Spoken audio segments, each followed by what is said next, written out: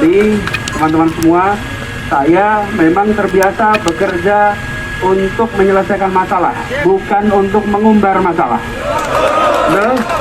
Jadi ketika ada ini, apa yang kita lakukan? Kita bersurat kepada Kementerian Tenaga Kerja. Kita mengatakan formula ini tidak cocok untuk diterapkan di Jakarta. Formula ini kalau di Jakarta tidak sesuai, karena itu kita mengirimkan surat sesuai dengan prosedur bahwa formulanya harus memberikan rasa keadilan. Jadi itu sudah kami kirimkan dan sekarang kita sedang fase pembahasan. Fase pembahasan kita berkeinginan agar di Jakarta baik buruh maupun pengusaha merasakan keadilan. Betul kan? Kan adil itu harus semuanya, bukan yang harus adil. Kita tahu selama pandemi ini ada sektor-sektor yang memang mengalami kesulitan luar biasa, betul? Tapi ada juga sektor-sektor yang mengalami pertumbuhan, betul?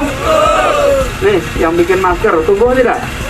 Tumbuh. Tapi yang hotel, tumbuh tidak?